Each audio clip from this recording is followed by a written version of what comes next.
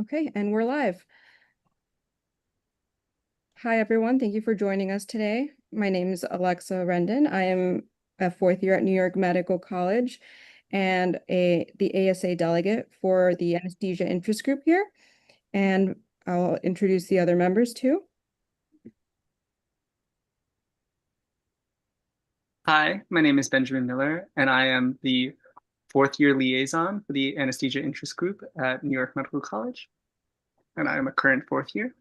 I'll let Alexa introduce the whole event. Thank you, Ben. So on behalf of the anesthesia interest group at New York Medical College, we're really excited to have you all today. And we want to welcome everyone to the 2025 Anesthesiology Residency Application Virtual Forum. This is our 6th year, I believe, that we're doing it. And it's a 3-part series that we designated to give you the opportunity to hear just directly from our program directors and some of our residents, featuring any program that's in the anesthesia world in the Northeast. And throughout the sessions, we'll hope to have some insight on the application process, learn what different programs are looking for in applicants, and just hear firsthand on the perspectives from their current residents. And to make the most of this forum, you'll also have the chance to submit some questions anonymously through Slido, which was in the link emailed out. And we want to emphasize also that this event is open to all students interested in anesthesiology, not just those at New York Medical College. So we encourage you to share and connect with peers from other medical schools as well for future dates. With that, let's get started, and I'll have Ben take it away. Hi, so we're going to give all of our panelists a chance to introduce themselves today. We ask that our panelists please keep things brief and moving as much as possible. And without further ado, I'll let our first panelist, Dr. Vlad Frenk, introduce himself. Good evening, everybody. My name is Vlad Frenk. I'm a program director at Quinnipiac University in Connecticut. My background, I am trained in cardiothoracic anesthesia, fellowship trained over 20 years ago. My research and clinical interests are system improvement and regional anesthesia. We are a relatively new residency program. We started 2 years ago. Our CA2 class just started their CA2 year, and we have one of our brilliant CA1 residents who agreed to join us and skip happy hour for it. So without further ado, let's keep it moving. All right, next up, we're going to hear from Dr. Zachary Lazev. Hello, and thank you for having our program on. But I'm Zachary Lazev. I'm the Associate Program Director at St. Joseph's Medical Center, stepping in for Dr. Landa, our Program Director of over 30 years. So just a little bit about our program. It's just the oldest program in New Jersey. We have 24 residents total, so it's a great group. And I'm happy to answer a lot of questions today, and very excited to meet everybody virtually. Thank you so much. Next up, we're going to hear from Dr. Nader D. Nader. Yes. Okay. Yes. I'm Nader. I'm a professor of anesthesiology and surgery, and I've been trained at the University at Buffalo and stayed here as a faculty. I've been program director for cardiothoracic fellowship for over 20 years, and now I'm the program director for anesthesiology. And my research interest is in ischemia perfusion for the myocardial injury, and been honored to be part of this organization. Thank you so much. And last but not least, for our program directors, Dr. Carlos Lopez. Hi, I'm Carlos Lopez, the program director for SUNY Upstate in Syracuse, New York.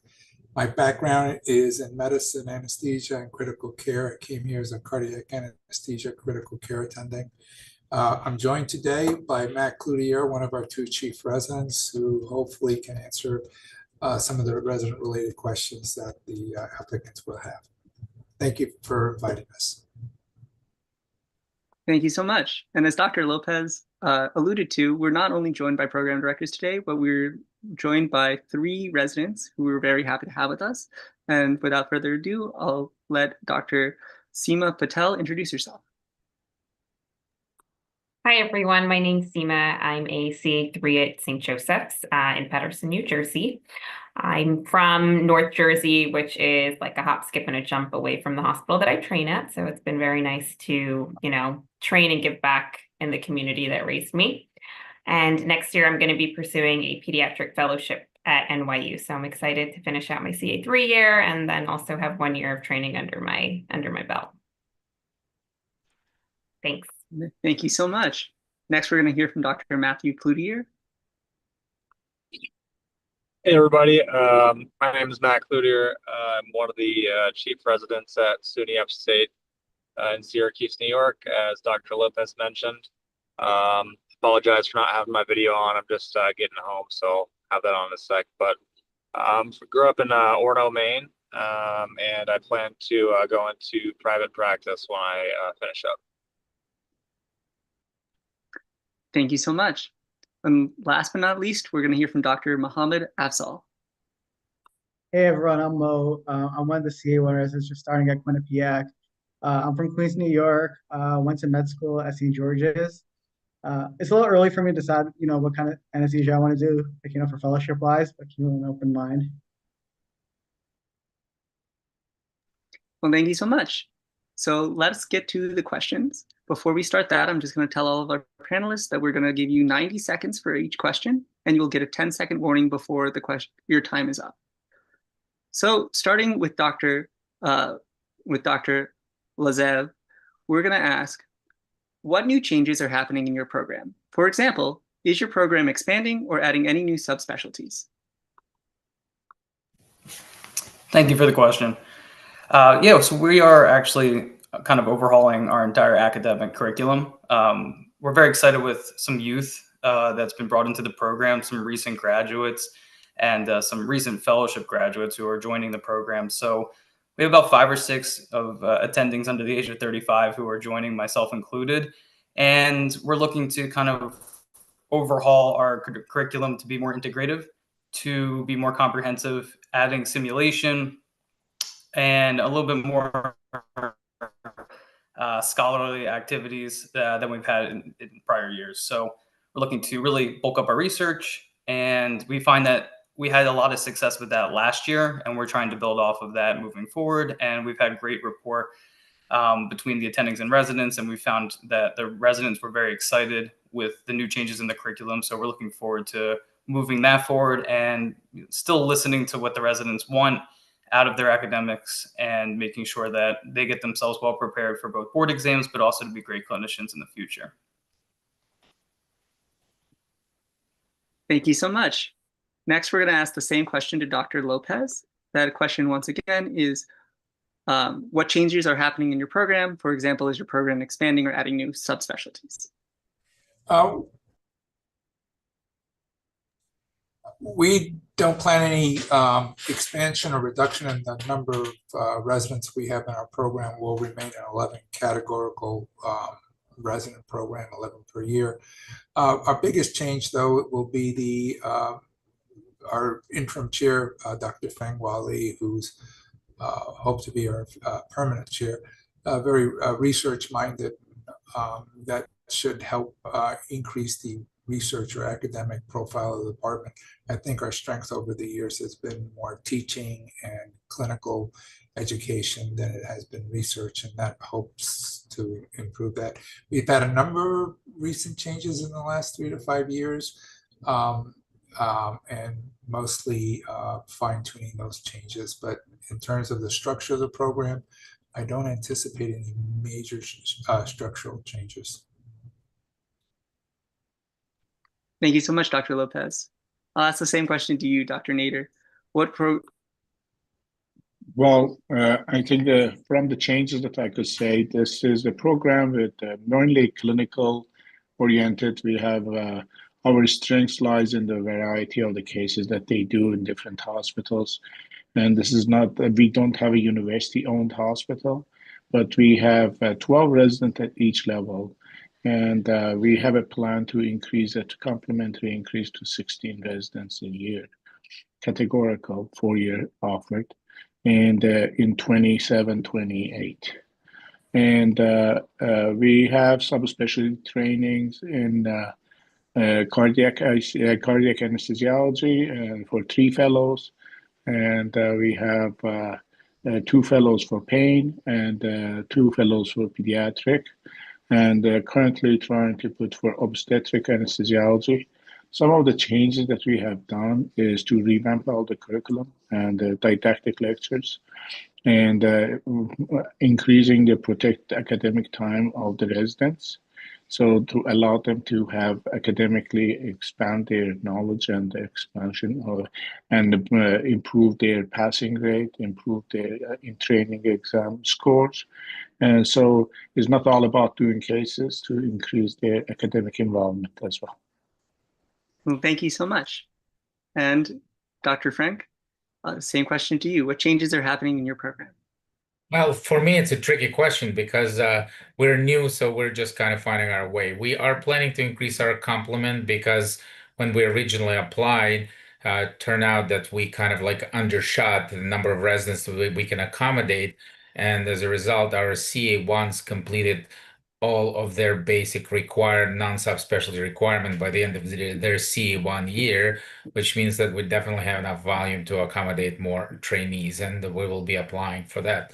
As far as curriculum changes, we are very vibrant and young, like Dr. Lazev program with a bunch new attendings. We have a lot of new attendings who joined our private practice with a hope of starting an anesthesia residency. And now that it's starting, they bring with them all the experiences that they had in their respective programs from mostly tri-state area as well as some Boston areas. And they, based on their experience, they say, well, this really worked well for us. We'll do this, we'll do that. So our curriculum is pretty integrative, I would say.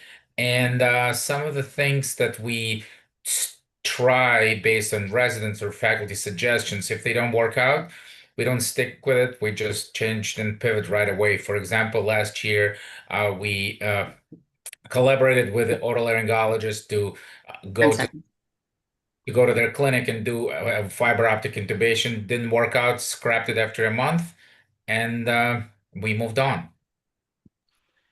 Thank you so much. So now we're going to hear from some of our residents. Starting with Dr. Cloutier, the first question is, what systems are in place to support residents during difficult rotations or personal challenges? Good question. I would say our program does a really good job, number one, sort of fostering a very supportive learning environment in general. So we have a good rapport with pretty much all of our attendings. I think, once you're a few months into CA1 year, you know all your attendings fairly well, and you're very comfortable approaching them about whatever issues may come up. Dr. Lopez sort of spearheads this, but in general, they're very good also about checking in, making sure that, say, for instance, there's something that doesn't go too well in the OR, somebody's always checking on you. So there's certainly multiple channels we can kind of go through to get support or help if we need it. I'm glad to hear there's so much support for you at your program. Now I'm going to ask the same question to Dr. Afzal. What programs are in place to support residents during difficult rotations or personal challenges? Sure, yeah. I do want to say, I'm new here. I'm a CA1, I just started, but I do want to say, our program is extremely flexible. They've always been there to support us, not only mental health wise, which is extremely important, but also, our professional goals and our academic goals. Anytime, that you're interested in something, you go straight to Dr. Frenk, you go to our program coordinator, and they'll make it happen. For example, if you're interested in a certain subspecialty, they'll make sure, they find that time for you and they find that support for you to be able to go forward. And also, I do want to touch again on our program coordinator. She's wonderful. She's, you can walk into her office any time of the day. You could text her at midnight and she would respond. So, they're always open. They're always here to support you, support your well-being. And I found that, when I'm here, I feel like I'm part of a family, which is very, very important to me. That's great to hear. Now I'm going to ask the same question to Dr. Patel. What systems are in place to support residents during difficult times or difficult rotations? I think one thing that stands out about our program is that we very much have an open door policy with administration in our program. So our PD, our chairman, our clinical director, we're all young adults and life happens. We currently have 2 people in our CA3 class who are expecting, there's about 6 residents in the program who are getting married this year, and, several residents with kids of their own. So, we're busy residents with busy call schedules, but we're able to speak with administration in order to accommodate things that come up, whether it be, appointments or, hey, I'm giving birth. So, and, the way they accommodate that, they say, hey, okay, we'll just make sure we're better staffed that day to accommodate to the OR schedule. So that's one, something that comes from the top. And then our program has our chief residents are very involved in the program. I'm currently the chief resident of my class. Dr. Lazev was chief of his class during his time. And, we kind of promote this culture of, a culture of communication. And, we're big advocates for residents in the program. And, our PD and our chairman also value the input that we share from chief residents, whether it's coming from the residents themselves or things that we notice within the program. Thank you so much for that insight. I'm going to pass it off to Alexa, who's going to ask the next set of questions. Thank you, Ben. So the second set of questions goes back to the program directors. So this question says, what do you think the addition of specialty-specific questions to the ARIS application? What do you think about, the addition of specialty-specific questions to the ARIS application?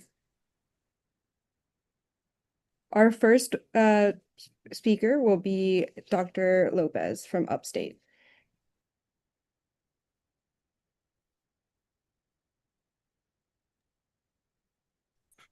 Sorry, what did you mean by specialty-specific questions? I'm sorry.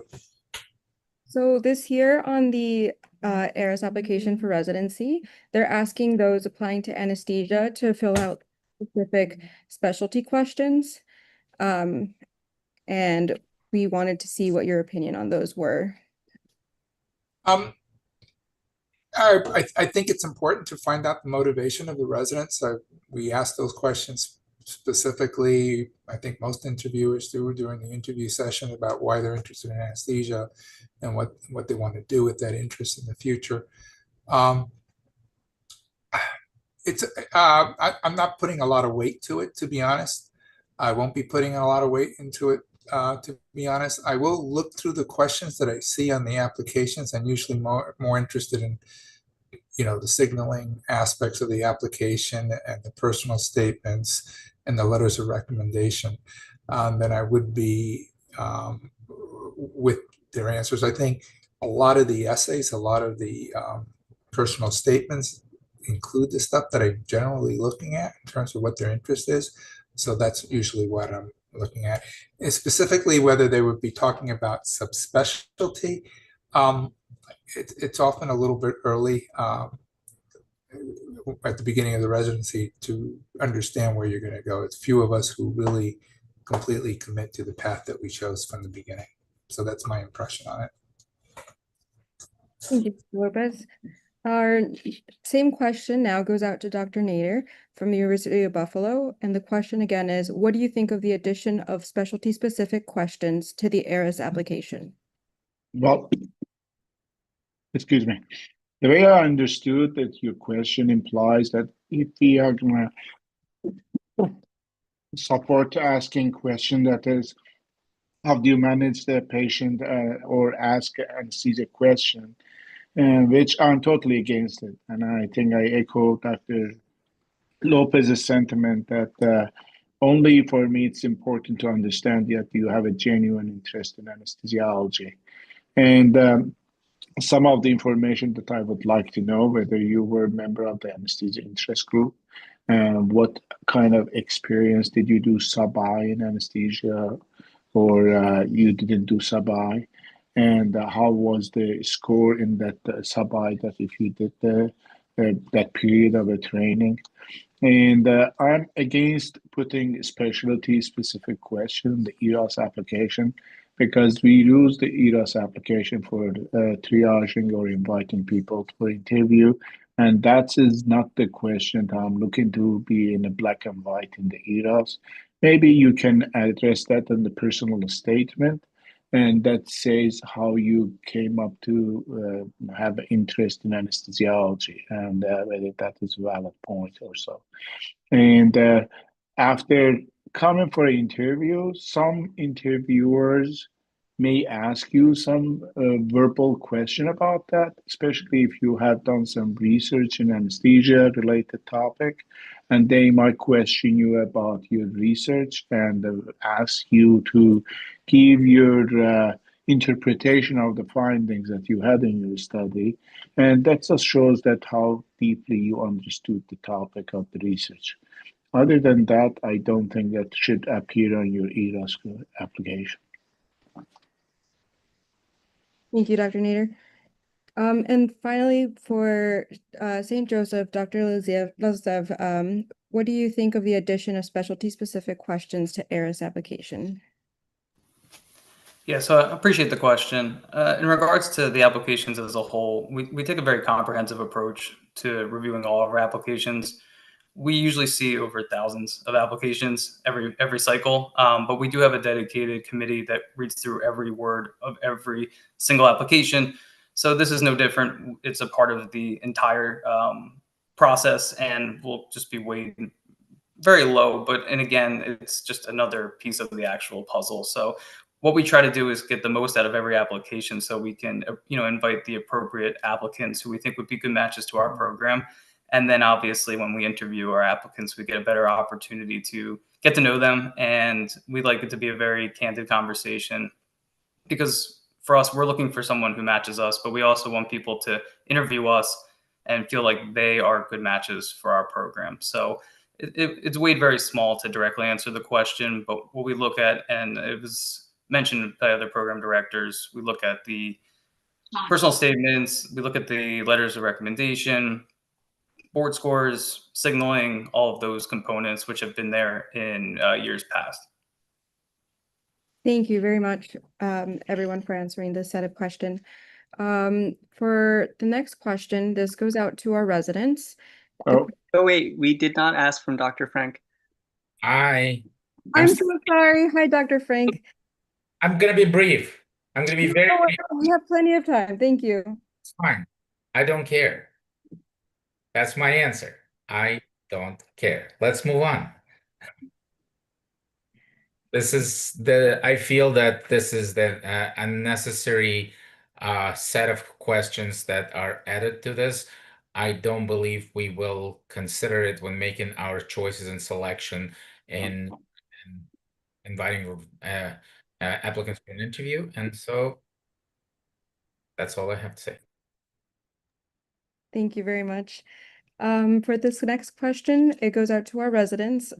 Are there opportunities to generate extra income that the department or program sponsors? Is moonlighting outside of the program allowed? And we'll start with Dr. Afzal. Sure. Yeah. So moonlighting is actually a topic that our program's working on as we speak. So our program has interest from like Hartford Healthcare, also our private practice group. So we're working on getting moonlighting. Our program is very supportive of moonlighting, and our program director, has agreed. We will eventually have moonlighting. It's just like getting the proper channels in place. So that's what I can say on moonlighting. But again, I think this goes back to the point that I was saying earlier, where they're very flexible, where if you bring something up, they will be very accommodating for it. Moonlighting wasn't part of the program when our CA2s, when they were CA1s first started, and they bring it up, and the program is very accommodating. So that's just something I wanted to add regarding that. I'm sorry, I'm going to chime in. Moonlighting is allowed after you completed and pass your CA, your basic exam, and you're a resident in good standing. You can moonlight as a CA2. You are not allowed to moonlight outside of this system because we cannot keep track of the hours, and moonlighting hours count towards total ACGME hours. We cover malpractice insurance for this, and the residents are allowed to moonlight on the weekend. and the schedule is available. They can sign up for up to 3 months in advance. Thank you. The same question goes to Dr. Patel. We currently don't have moonlighting opportunities. However, it was brought up last year, and it's currently being worked out. The kinks of it is being worked out, and administration was favorable about instituting. And similar to what Dr. Frenk said, it would be something that CA2s and CA3s could elect and sign up for. Thank you very much. And then Dr. Cotier. So we also do not have moonlighting opportunities at Upstate. As far as I know, Dr. Lopez may be able to speak a little bit more knowledgeably about this, but as far as I know, that's an institutional policy and not a program policy. Yeah, it comes up every 2 or 3 years for the last 20 years that I've been program director, and it's always shot down by the administration.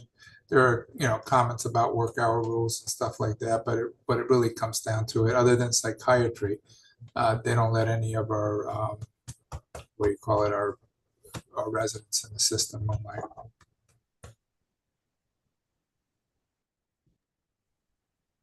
Thank you very much. And I'll toss it over to Ben.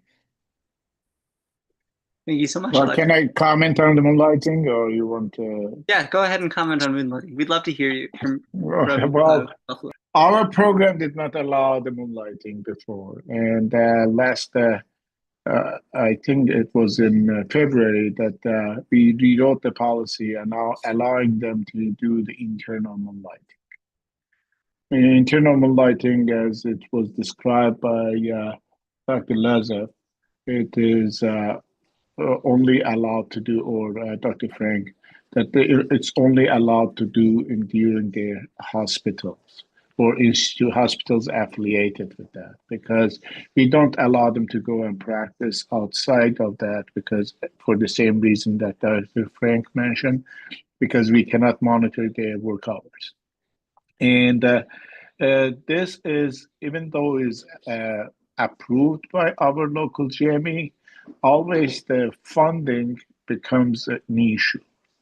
And because the hospitals, we are not like Upstate, at the university-owned hospital. If we have multiple private groups that work in, and institution or the hospitals that they are using these moonlighters, they always fight who's going to fund these, and the hospital or the group. And so they haven't come in many instances to an agreement. In some hospitals, they are okay with that, to pay that.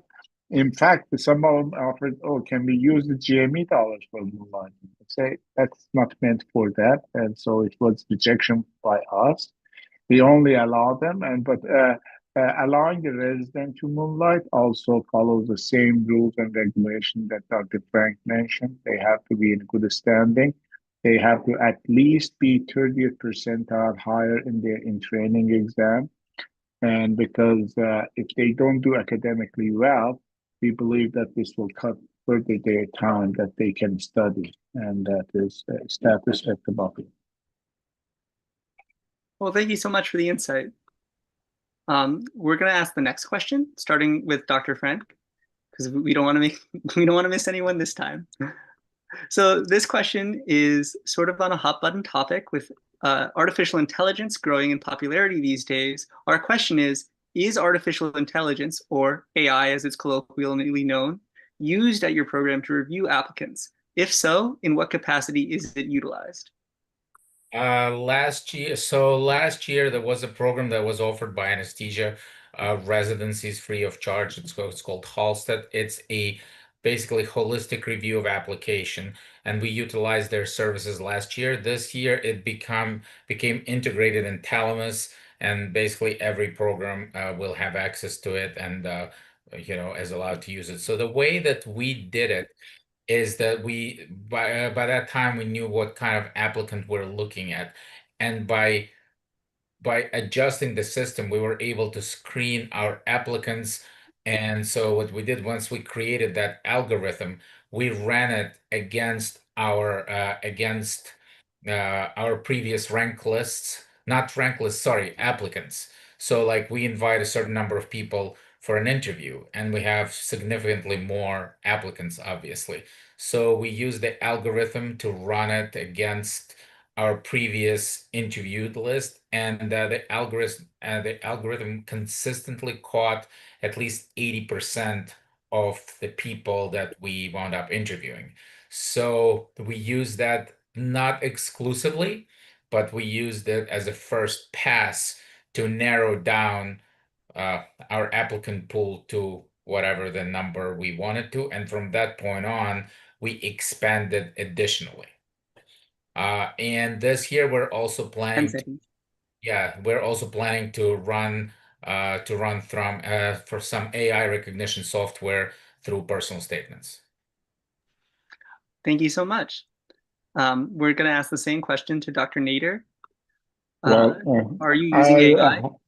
Yeah, so I think that Dr. Frenk mentioned it, all of them, and we are also using the AI embedded into the thalamus system. And that's for screening and for inviting for interview process.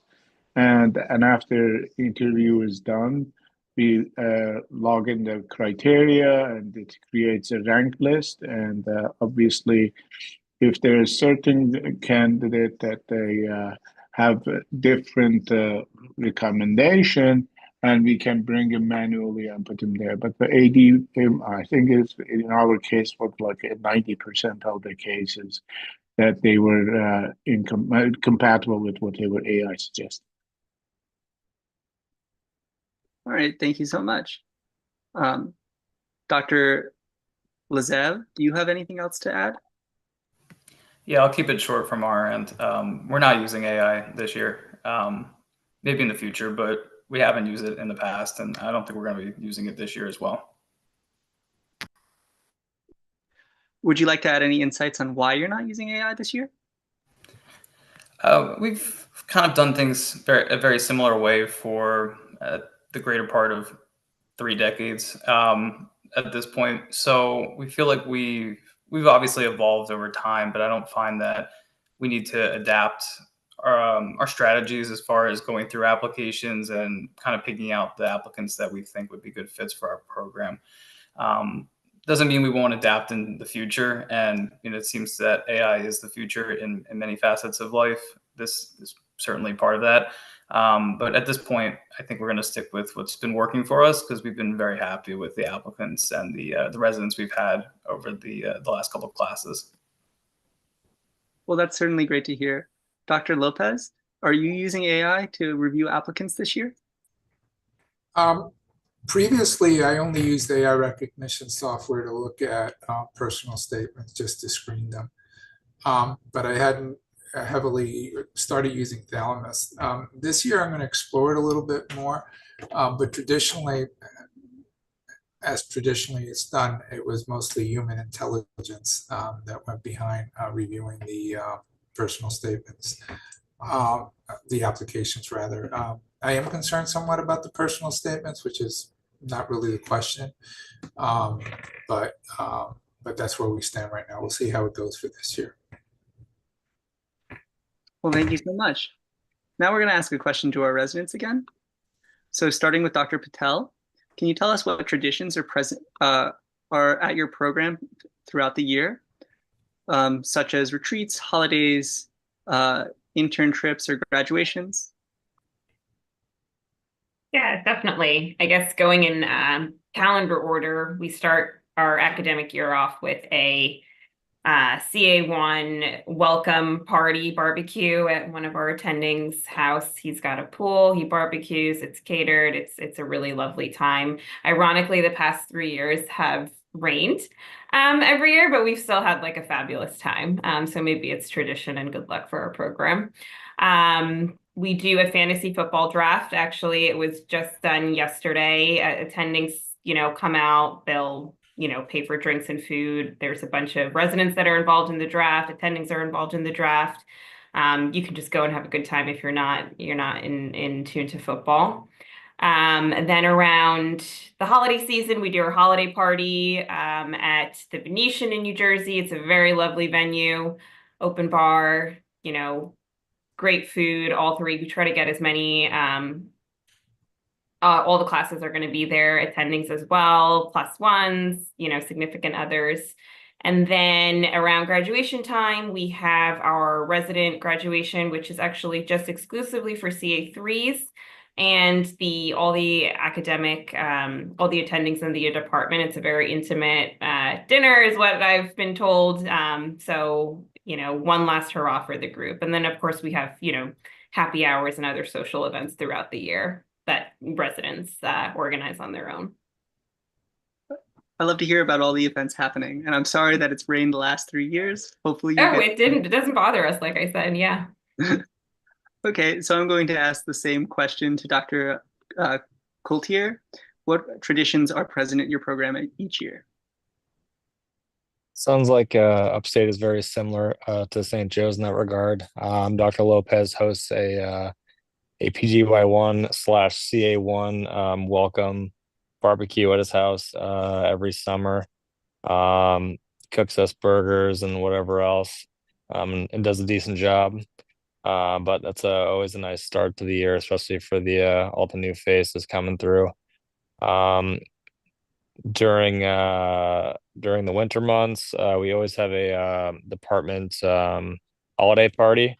Since I've been here, it's been at the same place. It's kind of been because we've really enjoyed where it's been, but that's welcome or open to everybody, mainly residents, significant others, but faculty will come through as well, and that's always a pretty big hit and a source of some pretty funny content to talk about in the following weeks.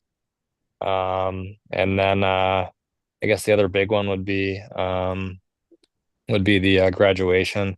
It is open to all residents, and I actually have not made it to one, unfortunately. My fiance graduated residency this past year, so I missed our programs, but I've heard it's always a really nice time and sort of enjoyable evening for everybody. But we also do a lot of stuff amongst ourselves as residents. We've had a beach volleyball team since I've been here that we played on.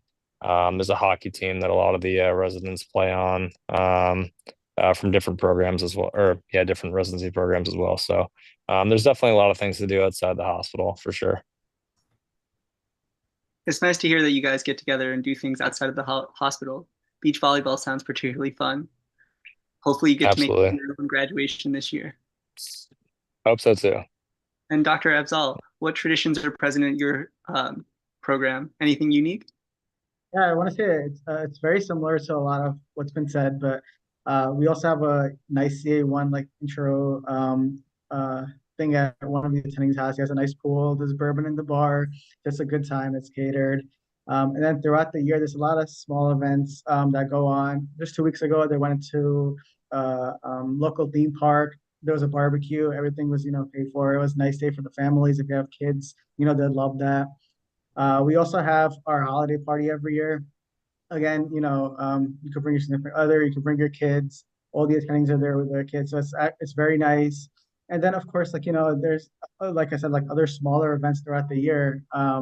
We don't have a graduation party yet because we haven't graduated anyone yet, but I can guarantee you for sure that there will be a nice celebration for that as well. And almost on a monthly basis, there's happy hours that we go to. We celebrate. One of the attendings is getting married, so they have happy hours for that. So there's a lot of fun stuff going on throughout the year. That's fantastic. Dr. Nader, since you don't have a resident here today, would you like to speak to your traditions? Well, we do the same thing that they mentioned. We have almost 3 big events. One of them is the welcome party, a picnic, and that is usually in the first week of August or last week in July. And but we don't only invite the CA1s and PGY1s. We invite all the residents with their family. And the last one we held was in the club, the neighborhood club that we had at the Clarence Neighborhood Club, and with a lot of good food. and we had a good time. And there's a little lake that they did the kayaking, and had a great time, the residents. And then we also have a holiday party that's around Christmas time, and we call them winter party just to be religiously correct, not to call it a Christmas party, and that's just being just winter party. And then we also have the graduation, and all the graduating residents, they can bring their family, and they can, for members of their family, including parents, and they can bring their kids. But non-graduating residents, they are themselves with the next their significant others that they come with them, and the faculty also invited when they come there, and that's a great event. So everybody enjoys that. It's great to hear that every program has events that all the residents can go to and blow off some steam when they're not working. Now, Alexa, would you like to take over the next question? Sounds good. So this next question goes to the program directors. And the question goes like this: what do you value most in an applicant? Would you say your program is more holistic or more score focused when reviewing apps and creating a rank list? And we'll start with Dr. Frenk. Well, we're definitely holistic, and board scores, it's for us, it's more like it's a threshold. You know, once it's above threshold, it doesn't really matter how far above threshold you are. And what we're looking for people who show discretionary effort throughout their lives. And you know, hopefully you can also see some traces of the fact that these people are teachable. But these two things are foremost for us. Thank you very much, Dr. Frenk, for that. Our next question, the same question goes to Dr. Lazev from St. Joseph. Yeah, thank you for the question. I would also say that we don't have a strict step 2 cutoff. We're still getting used to the idea that step 1 doesn't have a score, but step 2 having a score, there's no set cutoff. You know, we're really looking for applicants, in our opinion, that demonstrate commitment to the patients that they're going to serve. And we have a very needy patient population in both Paterson, New Jersey, where St. Joseph Hospital is, and St. Michael's Hospital, which is in Newark, where we also spend about a quarter to a third of our time at as well. So both very needy patient populations, very diverse patient populations. And we look for applicants that are going to treat these patients with the respect that they deserve, because they certainly need our help. So that's really what we try to get out of every application. It's not always easy to do that, but we don't think necessarily our board score is going to just dictate that. So that's really what we look for. But despite that, we've been very successful on our board exams. We're very happy to say that now our CA2s all passed their basic exam, and as of today, the most recent graduating class passed their advanced exams as well. So we've been very consistent with that year over year. So we feel as though we look at a comprehensive application. We find that we look for those individuals who certainly show the empathy and will be, you know, great reflections of our program as a whole, as residents and future attendings. Thank you very much. For the same question, Dr. Lopez from Upstate.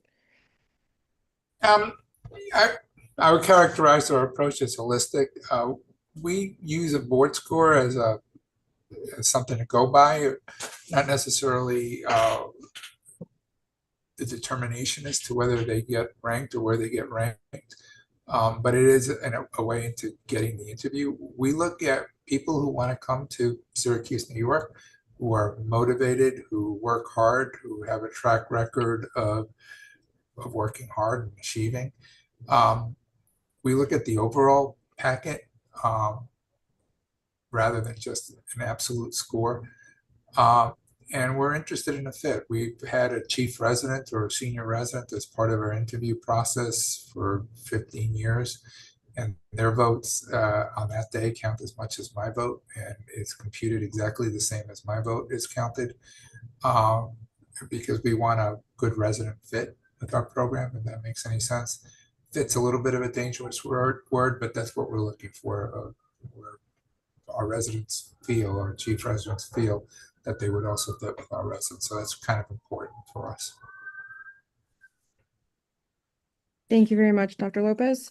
And Dr. Nader from Buffalo. Yes, well, indeed, I will just echo everybody else's comments on this, and we use the holistic approach too. But for the scores, you asked the relative importance of that. We have two criteria for board scores, and they are also different for foreign graduates versus the American graduates, because we don't know much of the curriculum involved in the foreign graduates medical school. And for them, getting a better board score carries more weight, and they need to get a little higher scores to get invited for interview than American graduates, because we are very familiar with the curriculum, especially those coming from the universities that we know from closely. And so what they study and what they did the sub-I, they have a dean's letter. And unfortunately, many of these are missing for the candidates that they come in as a graduate from foreign schools. And so for them, score carries a little bit more weight, because we need to know what is their education involves. Lower scores are acceptable for American graduates. And after they get invited, and everybody is equally treated. So basically, those are used to determine who's going to be invited for the interview. After we invite them and they come there, it is important for us to know whether they have a genuine interest in the specialty, genuine interest in the geographic locality, because we are not living in Los Angeles. So Buffalo is not very attractive, especially in wintertime. Syracuse is the same way, by the way. But also is important whether this person will be a good team player and will be a right fit for the program. And both faculty here, they feel like they will work with him or her, and also the candidates, also they feel like they can work with our program. And that's basically what we use for the criteria. Thank you very much. This next question goes to our residents. So within your program, do you find one fellowship to be more popular than others? Are there any fellowship programs that your residents have success matching at? And we'll start with Dr. Cloutier.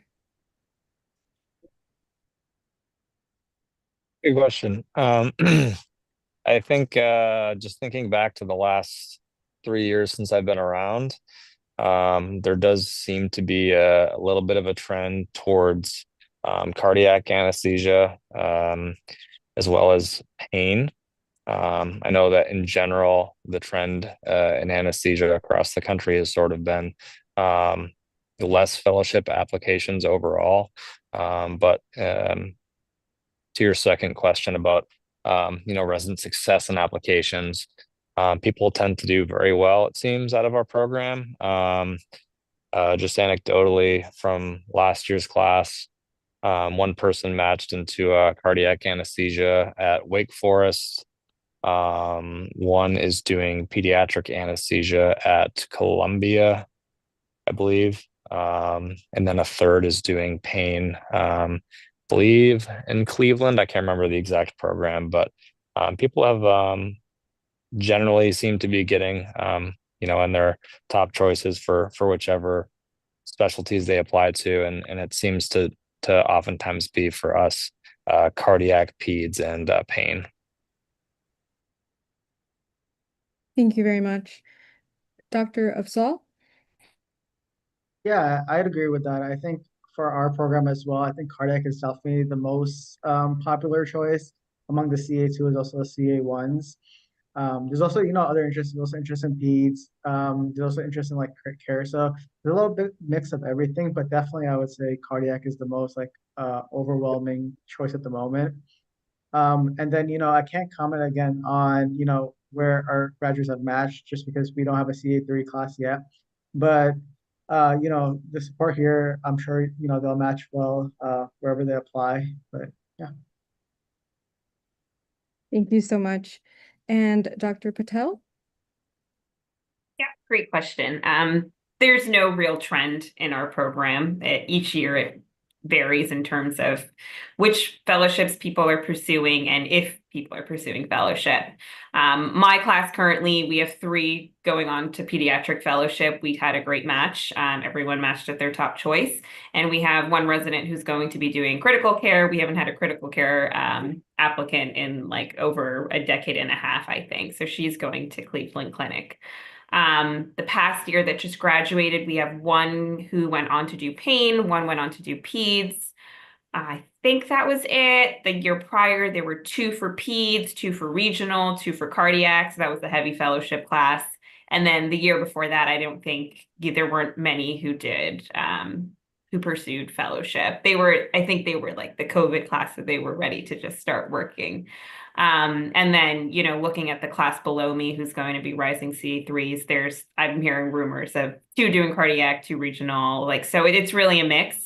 We have attendings in all those departments who are able to support all of these residents and attendings for their fellowship applications and give them good advice. So if you are interested in coming to our program, there's someone who's from each fellowship that can guide you. In fact, our program director is OB trained, and his probably dying wish will be for someone to go into OB anesthesia. So maybe it can be one of the next group. Thank you so much, Dr. Patel. Dr. Nader, would you care to comment for the question? Well, I think that the trend of the cardiac followed by pediatric and followed by pain, it's a good trend, and that you will see in many institutions. But it all depends on the market of the anesthesia and how well they can find a job. Because the better market, and usually they get absorbed to work before they consider to go to fellowship. And if the market doesn't do very well, and they would like to do additional training. And I think that we have been able, all of our subspecialty fellowships, and they were able to match for cardiac every year, 3 fellows for a year. And for pain, we suffered last year, and for postal the candidates. And this year we don't have a pain fellow, and pediatric has been down, but this year we're going to have 1 fellow matched out of the 2 fellows. And again, the popularity of this, it revolves around availability of the general anesthesiologist job, and also it revolves around the reimbursement rate. Because pain specialty was very popular, but the reimbursement for pain procedure and intervention is not as great. So you as a general anesthesiologist is more likely to make more money than being a pain specialist. So that puts them in behind the 8 ball, and it becomes like a negative fellowship. So decade that I heard somebody saying for a decade they didn't have an ICU fellowship. Because the intensivist salary was very low, because why do you want to do negative fellowship? Do fellowship to make less money. And in fact, ICU is also getting intensivists from pulmonary critical care. For them, is a step forward. For anesthesiologists, is a step backward. So finances are, in a nutshell, it controls the interest in doing the fellowships. Beside the interest, you have the interest to the specialty, subspecialty, but at the end you also have some loans to pay, and it is very important for the graduates to consider whether I want to give a good salary of anesthesiologist to go at an additional year working as a fellow, and what am I going to get? Cardiac is a front runner because of that, because the cardiac anesthesiologist has very, very good market now, and better than the general anesthesiologist. So that's why they do well in attracting the fellows. The others I can't say the same. Thank you very much, Dr. Nader. And I'll toss it over to Ben. Okay, thank you so much, Alexa. So as we hit that hour mark, we're going to start wrapping things up. We're going to give all of the program directors another 90 seconds to say anything that they'd like to about their program before we sign off for the day. I'm going to start with Dr. Lopez, but before we pass it off to him, I just want to plug our next event, which is another another residency panel, which is next Thursday, the second part of our series. It's going to be at the same time, 6 p.m. on Thursday, August 28th. Okay, Dr. Lopez, anything you'd like to say? We have a categorical program, like I said, 11 spots a year. It's smallish, medium. It's easy to know all our residents, and our residents to know virtually all our faculty. It's not a gigantic faculty. Our PGY 1 year is basically a transition year built for anesthesiologists. It's 4 months of medicine, 4 months of surgery. Within that, there's SICU, MICU. There's a month of rounding with the ENT residents, the team that scopes airways throughout the hospital that may be having difficulties speaking or phonating or breathing. So it's the scope team with ENT. They do cardiology rotation. They have a trauma rotation now. They do a POCUS rotation. They do a palliative care rotation. Then they do time with us in anesthesia, doing anesthesia, PAT, I'm sorry, acute pain this year, PAT in the PGY 1 year. They do ACLS, ATLS, PALS. They do the quality project with the quality, it's skipping my brain, but the IHI's patient safety and quality certificate. Our next 3 years are pretty traditional years. And we have a boot camp for 2 months in July and August to follow our residents closely to make sure they meet certain competencies. Our chief residents are very much involved in guiding them. And we actually start our CA 1 year kind of two weeks in June before they start. We just have them for lectures and introductions and in-servicing. We have some simulation. We're not a big simulation center. And I know I'm out of time. Sorry about that. Thank you so much. I know there's so much we want to say about your programs because you guys all have so much to offer. We're going to pass it over to Dr. Lazev next to talk about St. Joe's.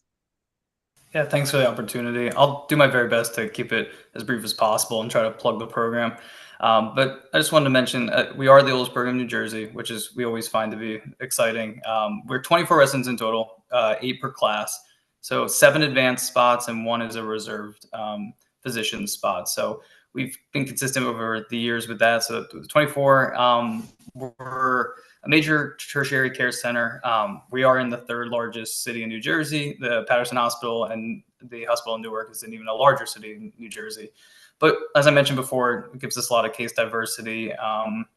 But it's a really great major teaching hospital, but it also has that community hospital vibe and feel. So everybody is kind of a family. You get to know the staff very well. They get to know you very well. And the attendings and residents have a very good relationship.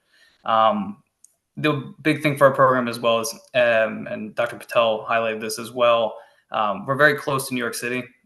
She, in fact, lives in Manhattan. A lot of our residents live in Manhattan. Some live in Hoboken. Montclair, a lot of you can really live wherever you would ever want to. You want to live on a farm, you want to live in the biggest city in the country, you can live wherever you please with St. Joseph. So it's an exciting area to live in, and we're very excited to meet the new applicants moving forward. Thank you for the opportunity as well. Thank you so much.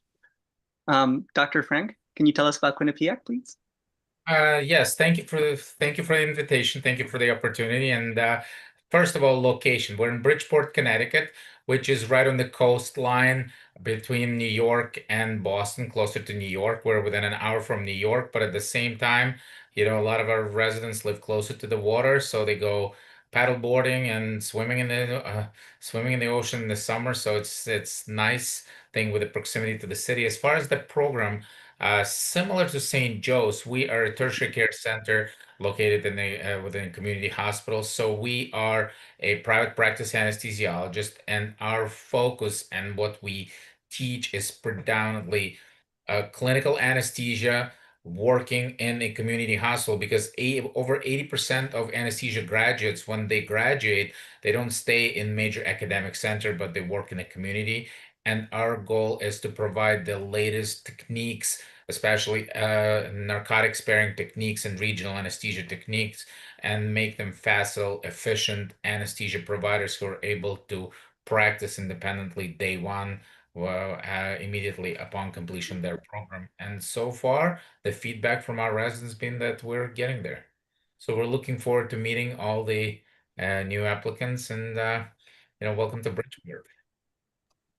Thank you so much. I'm sure the applicants are excited to meet you as well. And last but definitely not least, Dr. Nader. Well, we also offered 12 residents at each level categorical for 4 years. Our first year is a basic, and it is mainly internal medicine dominant, but we have 4 modules that we bring into anesthesia-related orientation. And from starting this year, we're getting them taught by our residents, CA2, CA3, so bring them out of the silo, and so they don't feel like they've been outcast on a medicine island, and bring them to the anesthesia. And as far as the location goes, Buffalo is a unique city, and you can be in a big metropolitan in 1.5 hours. You can go to Toronto, and you can have the beauty of the Niagara Falls close by you in a driving distance, 20 minutes. And except the very harsh winter time, but most of the time you have the most beautiful landscape in the United States that you could go for biking and all these nature walks and whatever you want to do. And I think that we will be welcoming all of you to come here and take a visit for yourself and see if this is the place that you want to live, and we welcome you today. Well, thank you so much. That concludes our residency panel for today. We want to thank all of you so much for joining us, all the program directors and residents. It was an honor and a pleasure to have all of you here today. Thanks for inviting. Thank you. Thank you again. Thank you both.